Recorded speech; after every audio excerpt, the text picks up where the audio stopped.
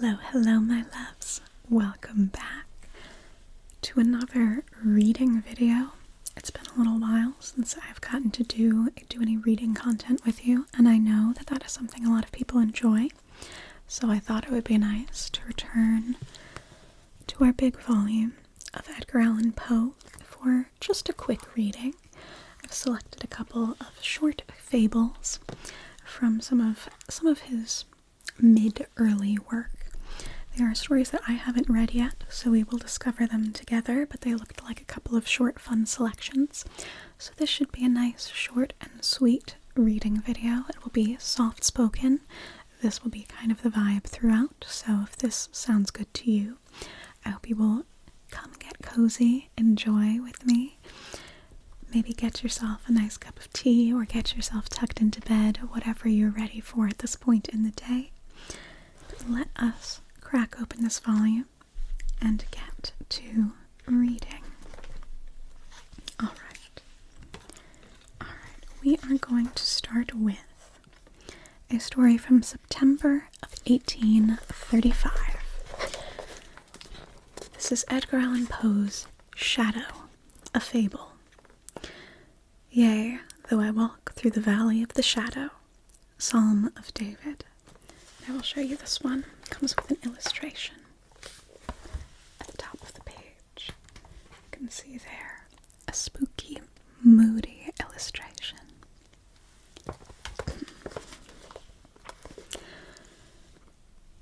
Ye who read are still among the living, but I who write shall have long since gone my way into the region of shadows, for indeed strange things shall happen, and many secret things be known, and many centuries shall pass away ere these memorials be seen of men, and when seen there will be some to disbelieve and some to doubt, and yet a few who will find much to ponder upon in the characters here graven with a stylus of iron. The year had been a year of terror, and of feelings more intense than terror, for which there is no name upon the earth. For many prodigies and signs had taken place, and far and wide over sea and land the black wings of the pestilence were spread abroad. To those, nevertheless, cunning in the stars, it was not unknown that the heavens wore an aspect of ill, and to me, the Greek oinos, among others, it was evident that now had arrived the alternation of that 794th year, when, at the entrance of Aries, the planet Jupiter is conjoined with the red ring of the terrible Saturnus. The peculiar spirit of the skies, if I mistake not greatly, made itself manifest, not only in the physical orb of the earth, but in the souls, imaginations, and meditations of mankind. Over some flasks of the red Chian wine, within the walls of a noble hall in a dim city by the melancholy sea, we sat at night, a company of 7, and to our chamber there was no entrance, save by a lofty door of brass, and the door was fashioned by the artisan Coronos, and being of rare workmanship was fastened from within. Black draperies likewise in the gloomy room shut out from our view the moon, the lurid stars, and the peopleless streets, but the boding and the memory of evil, they would not be so excluded. There were things around us and about of which I can render no distinct account, things material and spiritual, heaviness in the atmosphere, a sense of suffocation, anxiety, and above all that terrible state of existence which the nervous experience when the senses are keenly living and awake, and meanwhile the powers of thought lie dormant. A dead weight hung upon us. It hung upon our limbs, upon the household furniture, upon the goblets from which we drank, and all things were depressed and borne down thereby. All things save only the flames of the 7 iron lamps which illuminated our revel. Uprearing themselves in tall, slender lines of light, they thus remained burning all pallid and motionless, and in the mirror which their lustre formed upon the round table of ebony at which we sat, each of us there assembled beheld the pallor of his own countenance and the unquiet glare in the downcast eyes of his companions. Yet we laughed and were merry in our proper way, which was hysterical, and sang songs of Anacreon, which are madness, and drank deeply, although the purple wine reminded us of blood. For there was yet another tenant of our chamber in the person of young Zoilus, dead, and at full length he lay enshrouded, the genius and the demon of the scene. Alas, he bore no portion in our mirth, save that his countenance, distorted with the plague, and his eyes, in which death had but half extinguished the fire of pestilence, seemed to take such interest in our merriment as the dead may take in the merriment of those who are to die.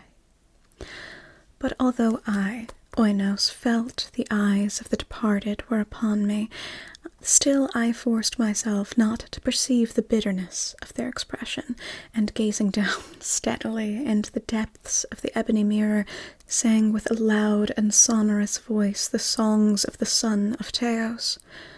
But gradually my songs they ceased, and their echoes, rolling afar off among the sable draperies of the chamber, became weak and indistinguishable, and so fainted away.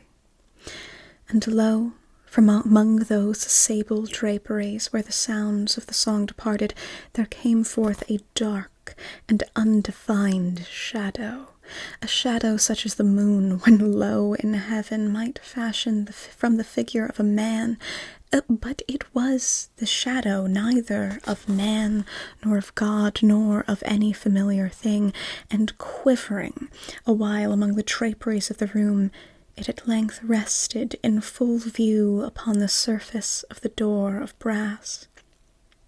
But the shadow was vague and formless and indefinitive, and was the shadow neither of man nor god, neither god of Greece nor god of Chaldea, nor any Egyptian god. And the shadow rested upon the brazen doorway, and under the arch of the entablature of the door, and moved not, nor spoke any word, but there became stationary, and remained. And the door whereupon the shadow rested was, if I remember aright, over against the feet of the young Zoilus enshrouded. But we, the seven there assembled, having seen the shadow as it came out from among the draperies, dared not steadily behold it, but cast down our eyes, and gazed continually into the depths of the mirror of ebony. And at length I, Oinos, speaking some low words, demanded of the shadow its dwelling and its appellation. And the shadow answered, I am Shadow, and my dwelling is near to the catacombs of Ptolemaeus, and hard by those dim plains of Helusion which border upon the foul Charonian canal. And then did we, the seven, start from our seats in horror, and stand trembling and shuddering and aghast. For the tones in the voice of the shadow were not the tones of any one being, but of a multitude of beings, and varying in their cadences from syllable to syllable, fell duskily upon our ears in the well-remembered and familiar accents of 1,000 departed friends. September 1835.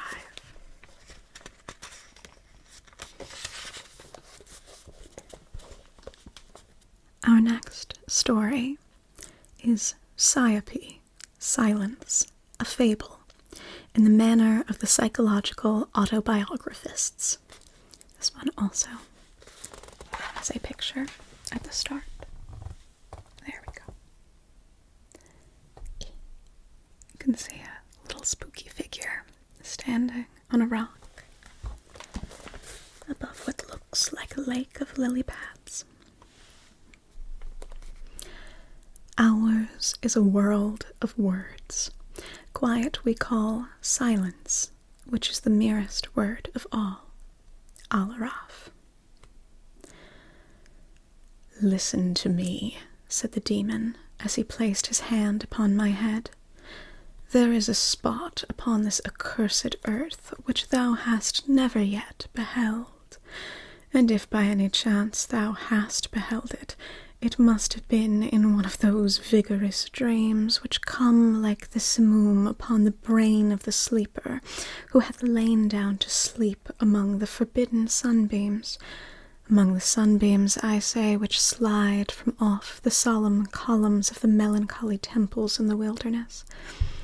The region of which I speak is a dreary region in Libya, by the borders of the river Zaire, and there is no quiet there, nor silence. The waters of the river have a saffron and sickly hue, and they flow not onward to the sea, but palpitate forever and forever beneath the red eye of the sun with a tumultuous and convulsive motion. For many miles on either side of the river's oozy bed is a pale desert of gigantic water lilies. They sigh one unto the other in that solitude, and stretch towards the heavens their long ghastly necks, and nod to and fro their everlasting heads. And there is an indistinct murmur which cometh out from among them like the rushing of the subterrene water, and they sigh one unto the other. But there is a boundary to their realm, the boundary of the dark, horrible, lofty forest. There, like the waves about the Hebrides, the low underwood is agitated continually. But there is no wind throughout the heaven, and the tall primeval trees rock eternally, hither and thither, with crashing and mighty sound. And from their high summits, one by one, drop everlasting dews, and at the roots strange poisonous flowers lie writhing in perturbed slumber, and overhead, with a rustling and loud noise, the grey clouds rush westwardly forever, until they roll a cataract over the fiery wall of the horizon. But there is no wind throughout the heaven, and by the shores of the river Zaire there is neither quiet nor silence. It was night, and the rain fell, and falling it was rain, but having fallen it was blood. And I stood in the morass among the tall lilies, and the rain fell upon my head, and the lilies sighed one unto the other in the solemnity of their desolation. And all at once the moon arose through the thin, ghastly mist, and was crimson in colour. And mine eyes fell upon a huge grey rock, which stood by the shore of the river, and was litten by the light of the moon. And the rock was grey and ghastly and tall, and the rock was grey. Upon its front were characters engraven in stone, and I walked through the morass of water lilies until I came close unto the shore that I might read the characters upon the stone, but I could not decipher the characters. And I was going back into the morass when the moon shone with a fuller red, and I turned and looked upon the rock and upon the characters, and the characters were desolation. And I looked upwards, and there stood a man upon the summit of the rock, and I hid myself among the water lilies that I might discover the actions of the man. And the man was tall and stately in form, and was wrapped up from his shoulders to his feet in the toga of old Rome, and the outlines of his figure were indistinct, but his features were the features of a deity, for the mantle of the night and of the mist, and of the moon, and of the dew, had left uncovered the features of his face, and his brow was lofty with thought, and his eye wild with care, and in the few furrows upon his cheek I read the fables of sorrow, and weariness, and disgust with mankind, and a longing after solitude. And the moon shone upon his face, and upon the features of his face, and oh, they were more beautiful than the airy dreams which hovered about the souls of the daughters of Delos. And the man sat down upon the rock, and leaned his head upon his hand, and looked out upon the desolation. He looked down into the low, unquiet shrubbery, and up into the tall primeval trees, and up higher at the rustling heaven, and into the crimson moon. And I lay close within the shelter of the lilies, and I observed the actions of the man, and the man trembled in the solitude, but the night waned, and he sat upon the rock.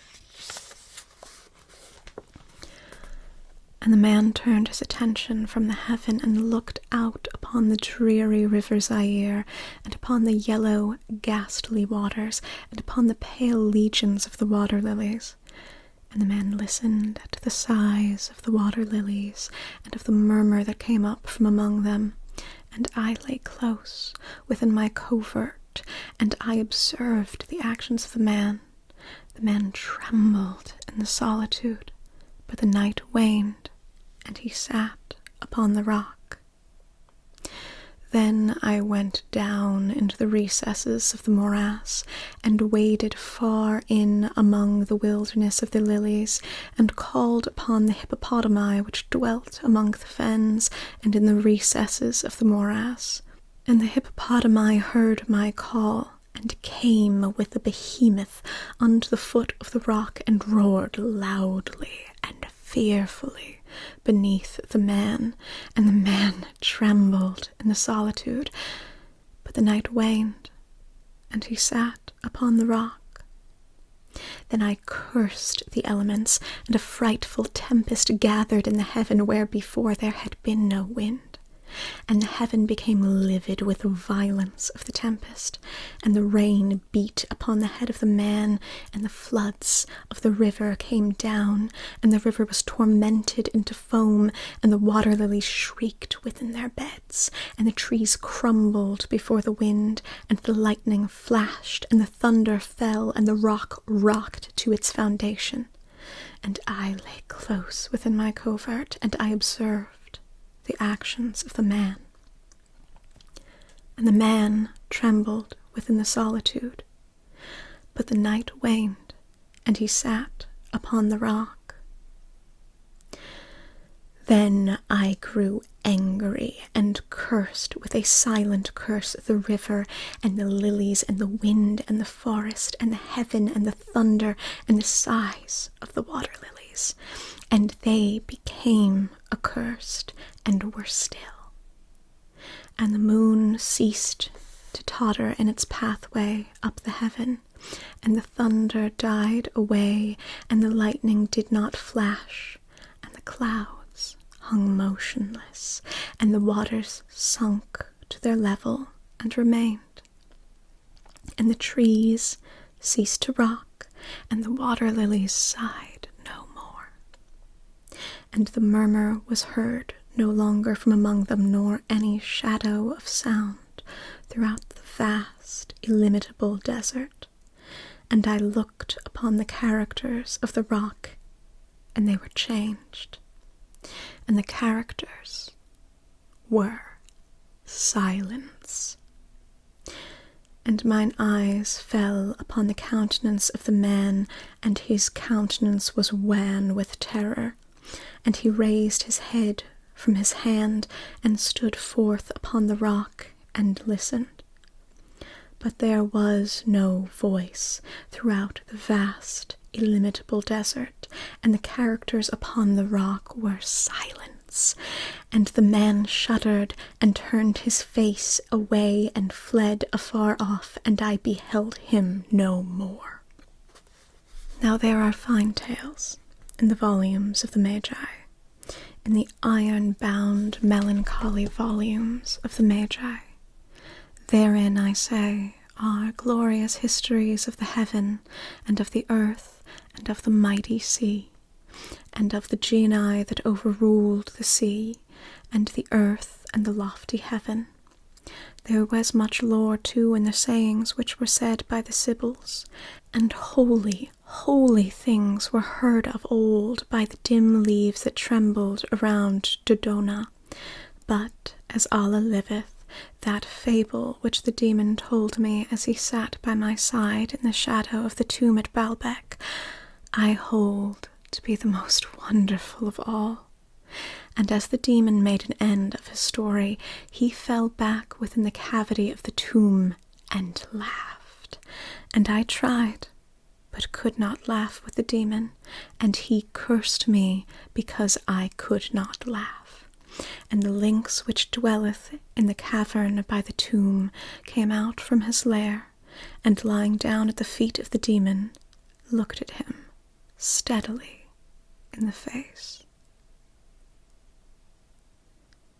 1838, but already written in 1835. And that will be our final story for tonight. Thank you so much for listening. I hope you enjoyed the stories today. They were new to me and both a little unusual and unsettling in a way that I quite enjoy, and I think is very, very classic for Edgar Allan Poe. I hope that you are feeling nice and cozy and relaxed, and if you are unsettled, then only unsettled a little bit. Thank you for listening, and I hope to see you again in another video. Rest well.